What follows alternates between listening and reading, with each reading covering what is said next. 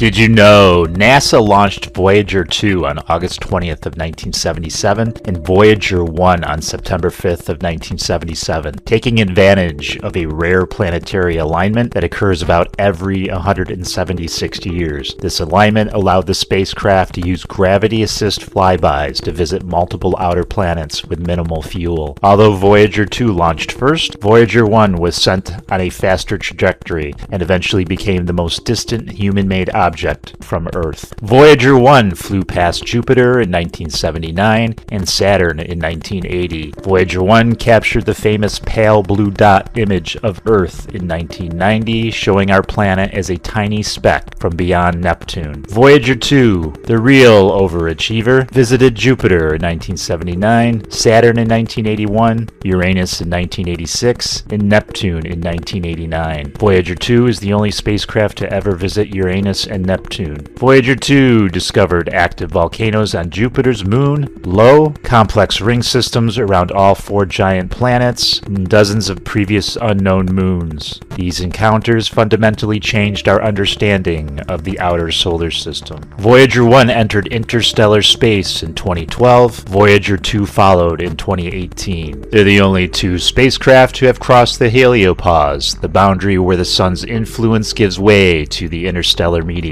As of 2026, Voyager 1 is 25.4 billion kilometers from Earth. Radio signal takes 23.4 hours one way, farther from Earth than any object ever built by humans. Voyager 2 is 21.3 billion kilometers from Earth. One-way signal time is 19.75 hours, traveling in a different direction, allowing scientists to compare interstellar environments. Voyager 1 is expected to reach the distance of 1 light day from Earth. That's 25.9 billion kilometers around mid-November of 2029, meaning a radio message will take a full 24 hours to arrive. Despite having less computing power than a modern calculator, both probes are still transmitting data using radioisotope thermoelectric generators powered by plutonium. Many instruments have been shut down to conserve power, but several key sensors remain active. They are now NASA's longest-running missions ever. Each Voyager carries a 12-inch gold-plated phonograph record designed as a cosmic time capsule. It includes 115 images of life on Earth, natural sounds like wind, thunder, animals, music from multiple cultures, greetings in 55 languages, instructions for playback and locating Earth. The project was led by Carl Sagan, with contributions from artists, scientists, and engineers.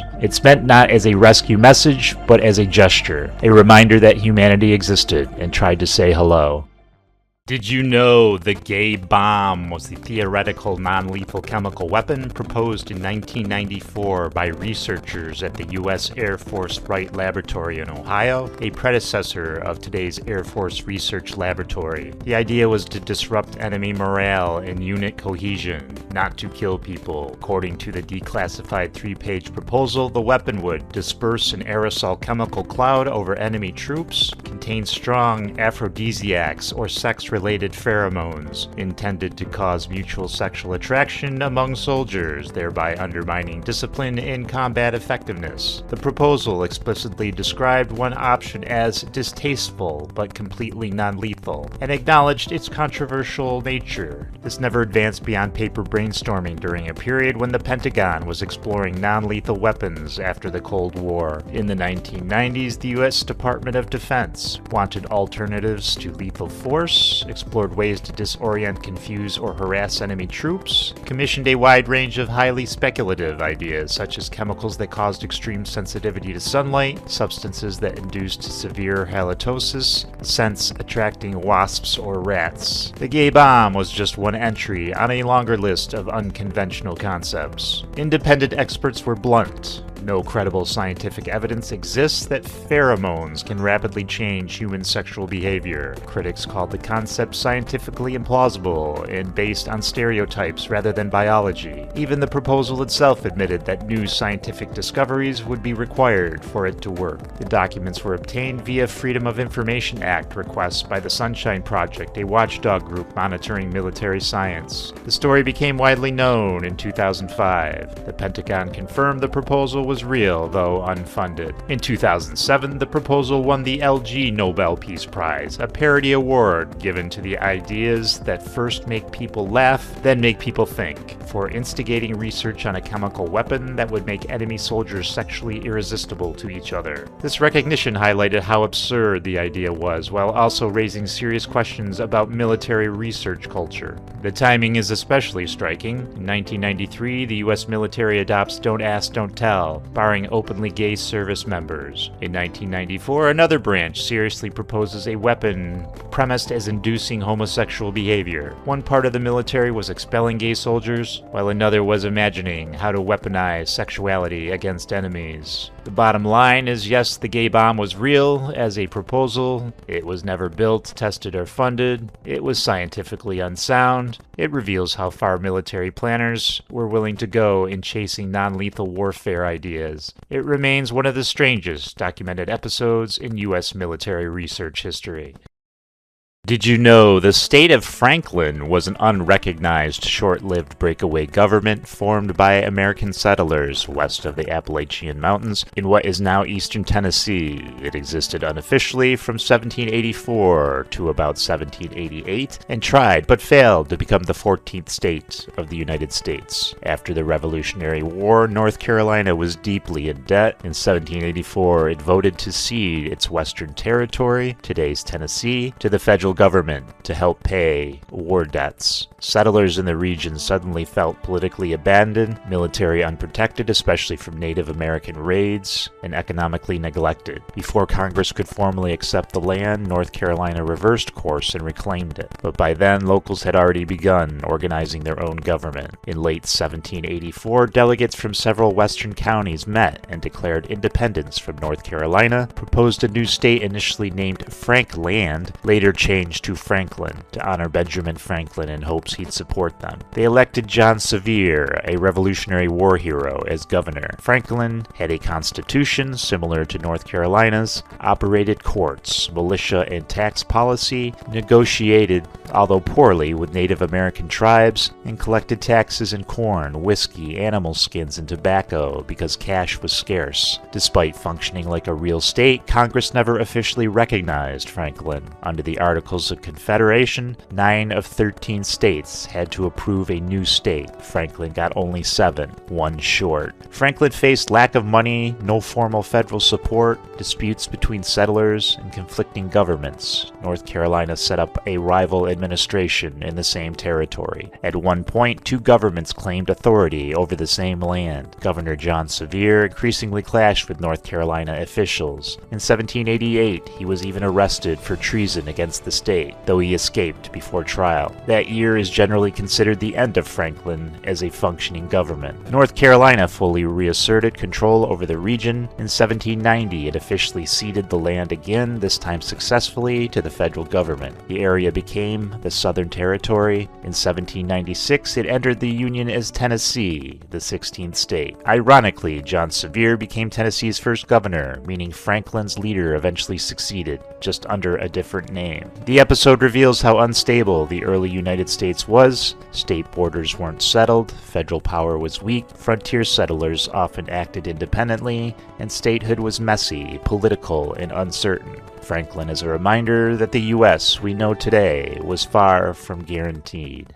Did you know in 2024, an Arizona man named Andy Norton, also known as Ben Havoc, discovered he had been living with a small Lego dot piece stuck in his nose for approximately 26 years. The object, which had been lodged since the 1990s when Norton was about 6 years old, was finally expelled when he blew his nose in a steamy shower following medical advice to clear his sinuses. The incident began when Norton attempted a childhood rescue mission after a Lego dot became stuck in his nostril. He tried to use a Lego minifigure head to connect to the dot and pull it out, but the head detached and also became stuck. At the time, his mother used tweezers to remove the visible Lego head, but everyone involved was unaware that the original dot remained deep within the nasal cavity. For over 2 decades, Norton suffered from chronic respiratory issues, which he attributes to the hidden obstruction. He experienced lifelong breathing difficulties and sinus sensitivity. He was recently diagnosed with obtrusive sleep apnea, mania, which he now believes was exacerbated by the Lego piece. Upon the piece being expelled, Norton reported being able to breathe clearly through that side of his nose for the first time since childhood.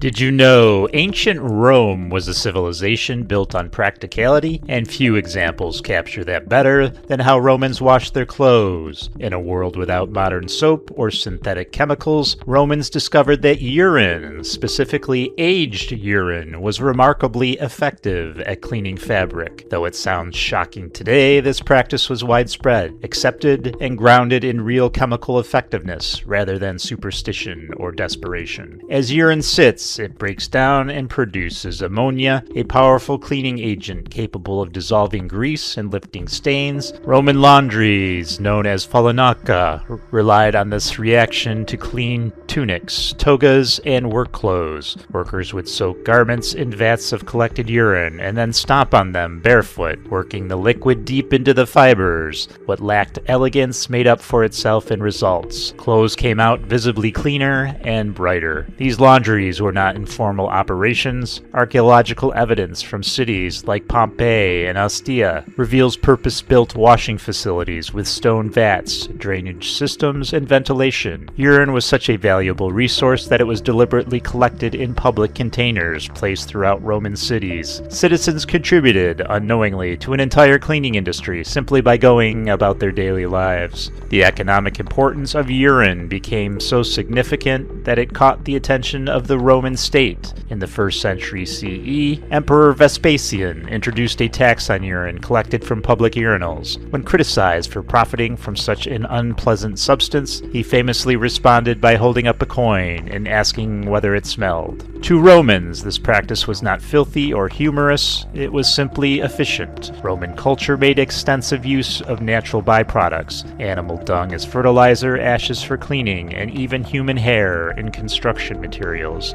Cleanliness was defined by functionality rather than appearance. Urine was just another tool, one that worked. Though the idea may provoke discomfort today, the Roman approach reveals an important truth about the ancient world. Innovation often came from careful observation rather than advanced science. Long before chemistry was understood, Romans recognized cause and effect. In a way, every ammonia-based household cleaner used today is a refined echo of a method first perfected in the streets and laundries of ancient Rome.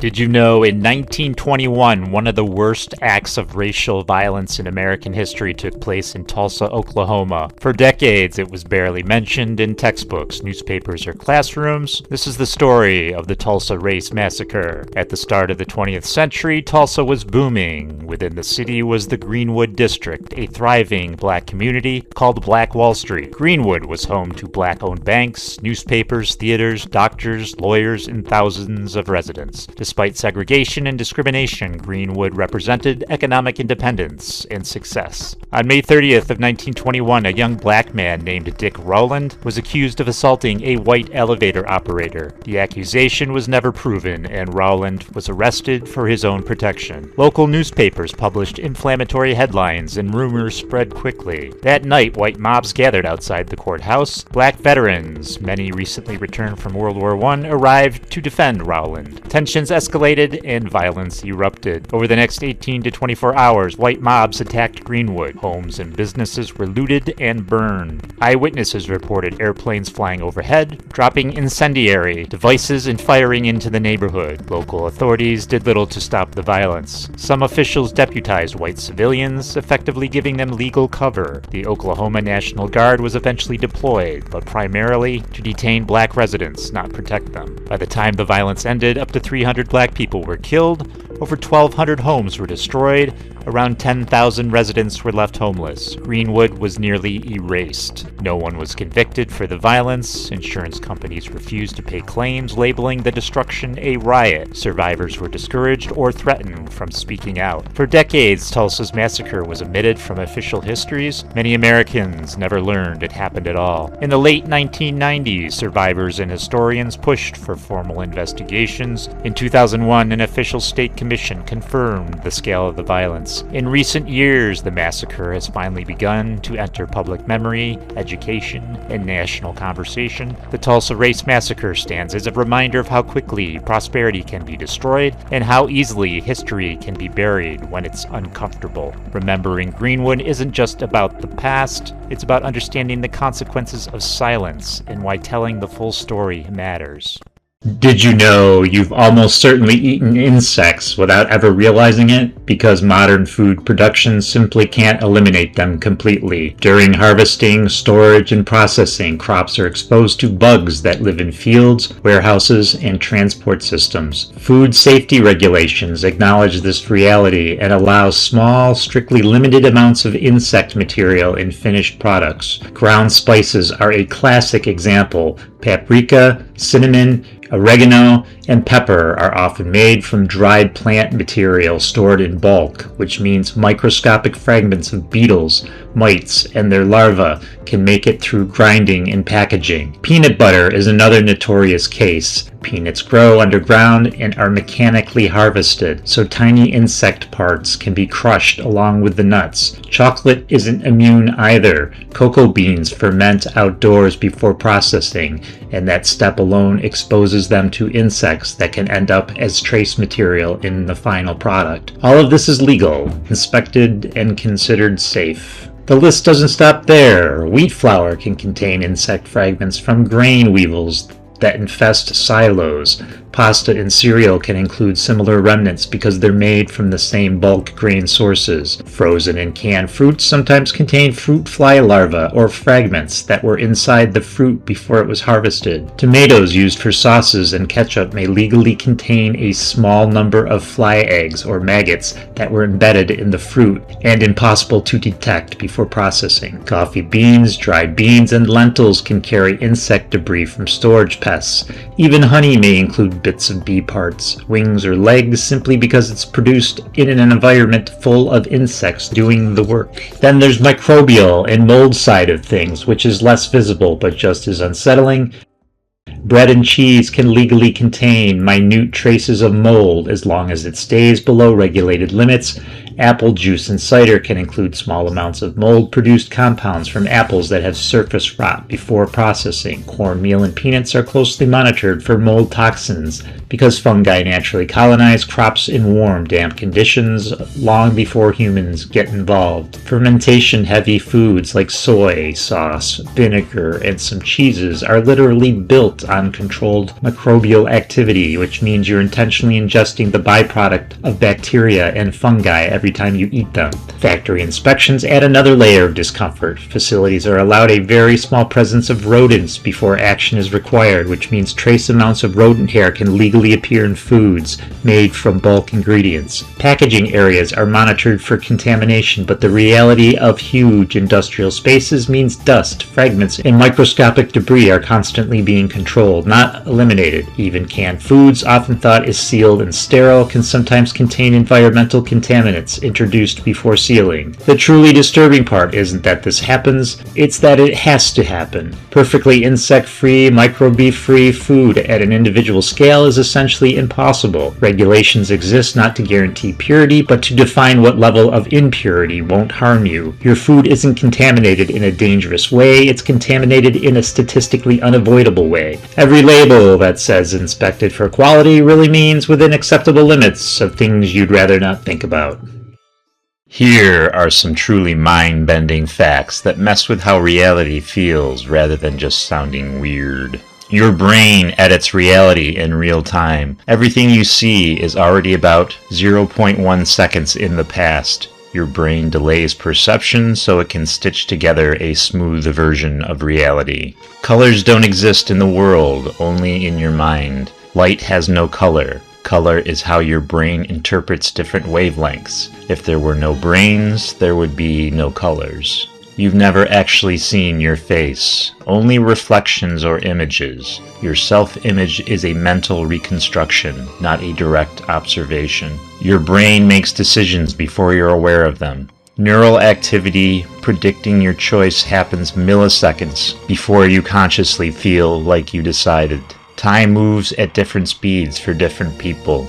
GPS satellite experience time slightly faster than people on Earth. Without correcting for this, GPS would drift by miles each day. Right now exists for no one. Due to relativity, there is no universal present moment shared across the universe. You are older than the moon's rings. Saturn's rings may be only 100 to 400 million years old, much younger than many elements in your body. You've already lived through the most statistically rare moment of your life. You existing at all required an astronomically unlikely chain of events spanning billions of years. Every atom in your body is billions of years old. The hydrogen in you formed shortly after the Big Bang. You are made of ancient stardust, literally.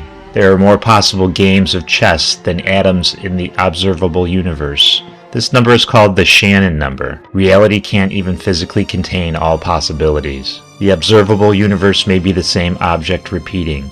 Some models suggest space could loop, meaning distant galaxies might be the same one seen from different angles in time. You are not the same person you were 7 years ago physically. Almost every atom in your body has been replaced, yet you feel continuous. Your sense of self can be turned off. Certain brain damage or meditation states remove the feeling of being an individual, yet consciousness remains. You don't experience reality directly, only predictions. Your brain is constantly guessing what will happen next and corrects itself when wrong.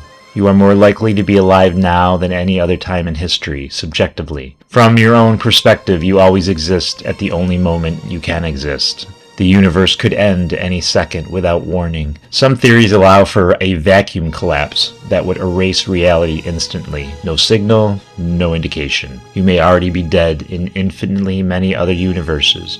If the multiverse exists, every outcome, including yours not surviving yesterday, likely already happened. Did you know people believe in an afterlife for deep, overlapping psychological, cultural, and existential reasons? It isn't usually about a single argument being convincing, it's about human nature responding to uncertainty, mortality, and meaning. The most direct reason is also the hardest to admit. Human beings are uniquely aware that they will die. The idea of total non-existence, no thoughts, no memories, no awareness is deeply unsettling, and afterlife softens that fear by offering continuity instead of annihilation, a sense that death is a transition, not an end, relief from terror of nothingness. Belief in an afterlife functions of psychological insulation against existential dread. Life often feels unfair. Good people suffer, cruel people prosper. Many humans struggle to accept that this might simply be the way things are. An afterlife offers moral balance, justice will be served eventually, cosmic fairness when earthly justice fails,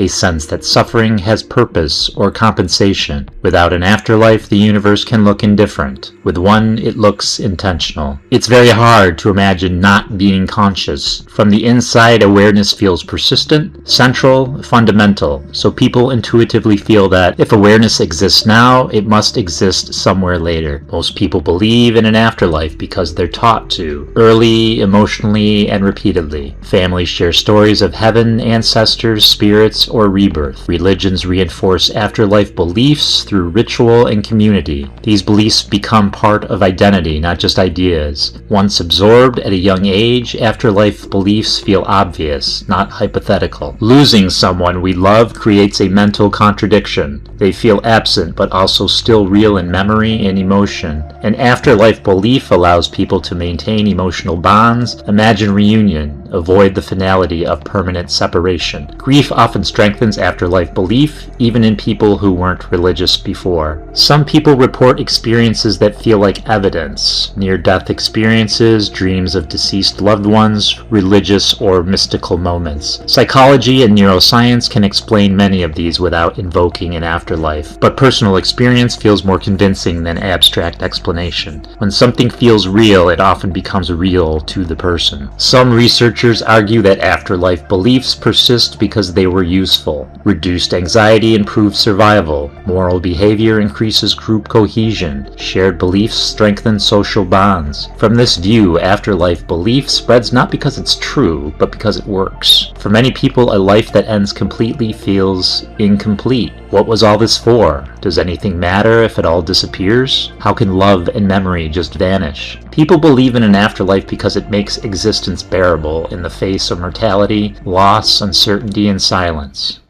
Did you know, before likes, shares, and infinite scrolling, social media already existed, just without the polish? Long before Facebook or Twitter, or should I say X, people were finding ways to connect, talk, argue, and form communities online. The tools were simpler, slower, and often anonymous, but the social behaviors were surprisingly familiar. In the late 1970s and 1980s, early online communities took shape through bulletin board systems, or BBSs.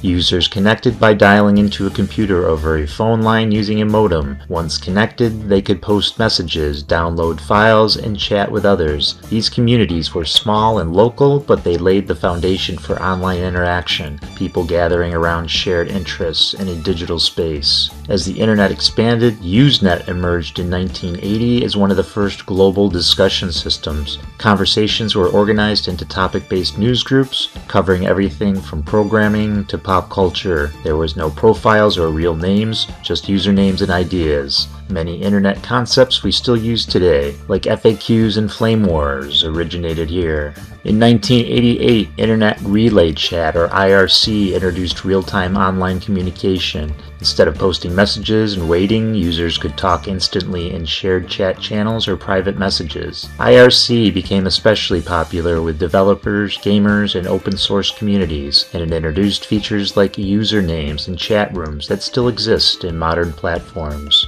In 1997, 6 Degrees is widely considered the first true social networking site. It allowed users to create profiles, list friends, and see how they were connected to others. This was the first time the social graph, the idea that relationships themselves were data, was made visible online. While it didn't last long, the concept was groundbreaking. In the early 2000s, Friendster brought social networking to a much larger audience. It grew rapidly, but struggled with technical problems and user frustration. Shortly after, MySpace took off, giving users unprecedented freedom to customize their profiles with music, backgrounds, and personal flair. For a time, MySpace was the most visited site on the internet and played a major role in music and online identity. Although these platforms look primitive by today's standards, they introduced many core ideas we still rely on: profiles, friends, status updates, and online communities. The biggest difference was scale. Early social media felt smaller, more personal, and less driven by algorithms. Modern social media didn't appear overnight. It evolved step by step, from phone line message boards to global networks connecting billions. Understanding those early platforms helps explain not just where social media came from, but why it works the way it does today. Did you know in the early 19th century, hospitals were not places of healing? They were often places where people went to die. Disease spread easily, doctors barely understood infection, and basic cleanliness was rarely practiced. It's in this world that Florence Nightingale, born on May 12th of 1820, emerged as one of the most important figures in medical history. Florence Nightingale was born into a wealthy British family and raised with expectations very different from the path she ultimately chose. At the time, nursing was seen as a menial, even disgraceful work, largely performed by untrained laborers. Despite strong opposition from her family, Nightingale believed she was called to help the sick and devoted herself to learning medical care and hospital organization. Her defining moment came during the Crimean War, which lasted from October 1853 to February of 1856. British soldiers wounded in battle were sent to overcrowded military hospitals where conditions were horrific. Floors were filthy, clean water was scarce, and diseases such as cholera and typhus killed far more soldiers than combat wounds. When Nightingale and her team arrived at the British hospital in Scutari, modern-day Istanbul, they found death rates approaching 40%. Rather than focusing only on medicine, she addressed the environment. She organized regular cleaning, improved ventilation, ensured access to clean water, and insisted on hand washing long before germ theory was widely accepted. The results were astonishing. Within months, death rates dropped to around 2%. Nightingale proved that sanitation saved lives even when medical treatments were limited or ineffective. Florence Nightingale was also a pioneer in medical data. She used statistics and detailed charts to demonstrate how poor hygiene caused unnecessary deaths. Her work convinced the British government to reform military and civilian hospitals alike. After the war, she helped establish professional nursing education and wrote influential texts that shaped healthcare for decades. Hospitals around the world adopted her sanitation principles that remain standard standard today. Florence Nightingale died on August 13th of 1910, but her legacy lives on every time a hospital is cleaned, a patient's environment is protected, or a nurse is professionally trained. She didn't just change nursing, she changed the meaning of healthcare itself.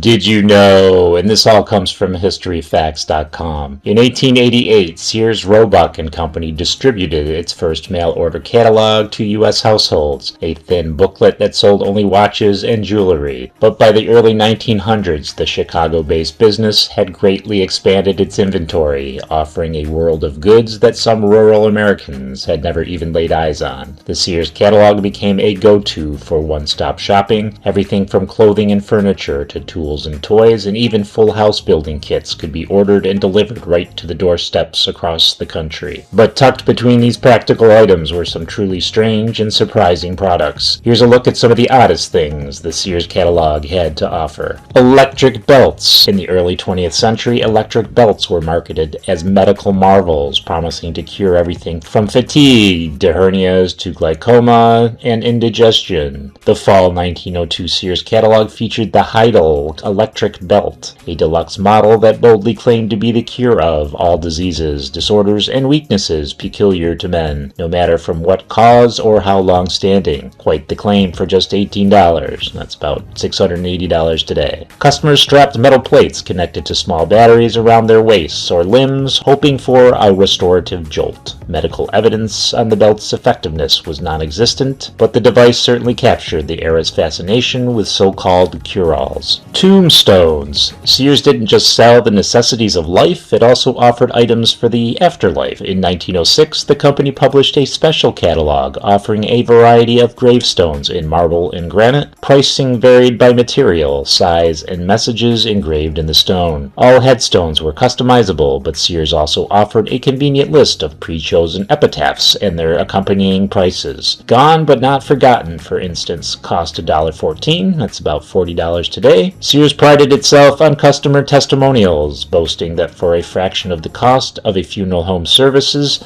it delivered the finest stone in the cemetery. Bees. Sears was no stranger to selling and shipping live animals. Common pets such as dogs, birds, and fish appeared frequently in its pages from the mid-1950s to the mid-60s, as did animals such as baby chicks and chickens for farm life. More surprising, however, were the shipment of bees. Through Sears Farm and Ranch catalog editions, customers could order specialty Italian or midnight bees by the package, with a shipment containing upward of 6,000 bees, including a queen. For those unsure what to do once their buzzing box arrived, Sears also sold beekeeping guides and protective veils.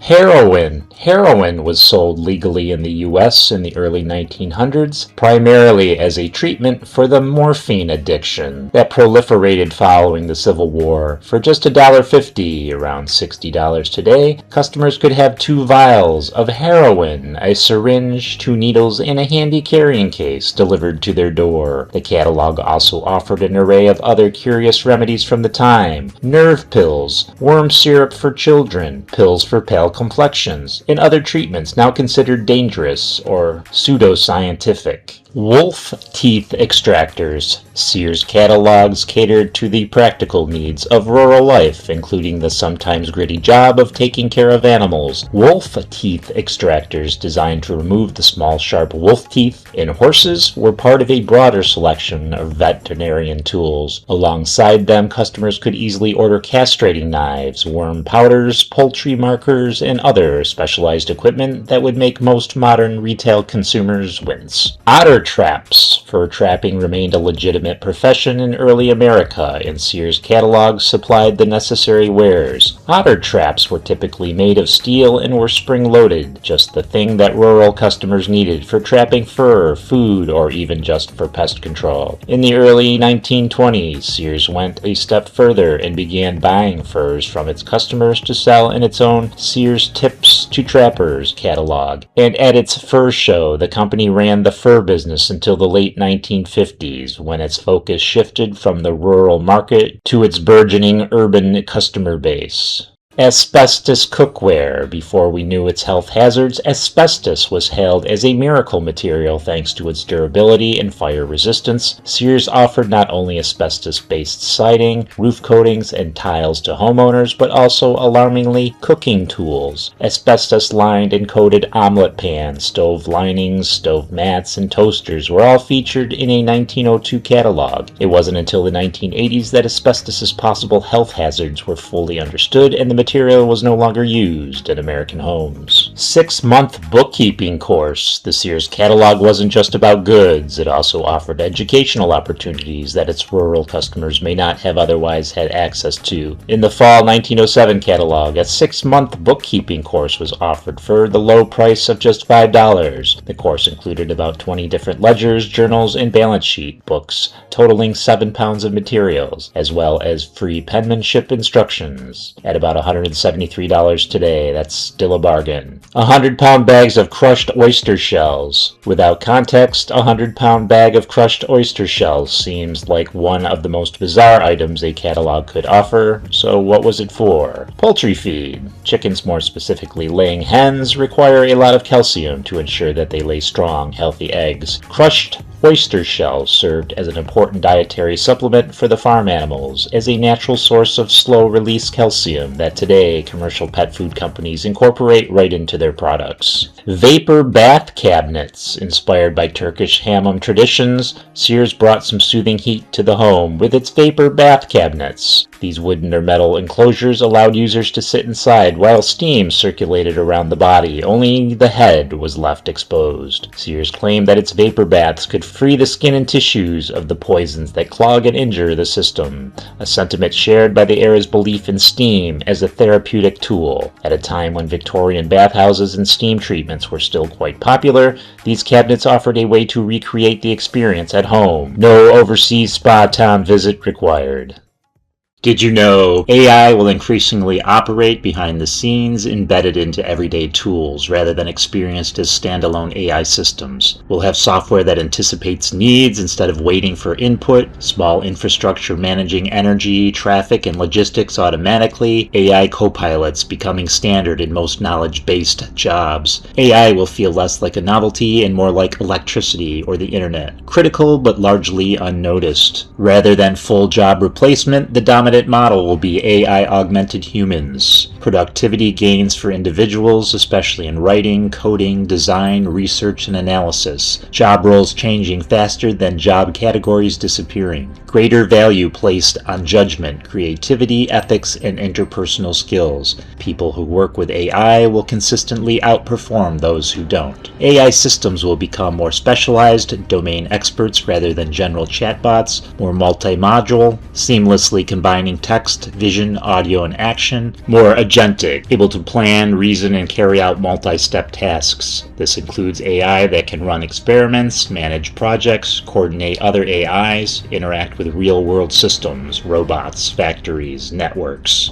AI will likely increase overall wealth while redistributing economic power unevenly. Job displacement in routine cognitive and administrative roles, winner-take-most dynamics favoring companies with data, compute, and talent, pressure on education systems to rapidly adopt. Governments will increasingly consider reskilling programs, shorter work weeks, new social safety nets. As AI compatibilities grow, so will oversight. Trends include stricter regulation in healthcare, finance, security, and elections, greater focus on transparency, bias mitigation, and accountability, AI safety becoming a dedicated scientific and policy field. The tension between innovation versus control will persist, especially across countries. Long-term predictions, 10 to 30 plus years, focus on whether AI reaches AGI, systems that can learn and reason across domains at or above human levels. If achieved, AGI could accelerate scientific discovery dramatically, enable radical abundance or severe instability if misaligned, force humanity to redefine work, meaning, and governance. This outcome is uncertain and heavily dependent on alignment, safety, and global cooperation. The future of AI is not a single breakthrough moment. moment. It's a gradual, accelerating integration into every system society depends on. Most likely outcomes: massive productivity gains, fundamental changes to work and education, serious ethical and governance challenges, increasing importance of human values in system design. How beneficial or harmful AI becomes depends less on the technology itself and more on how wisely humans manage it.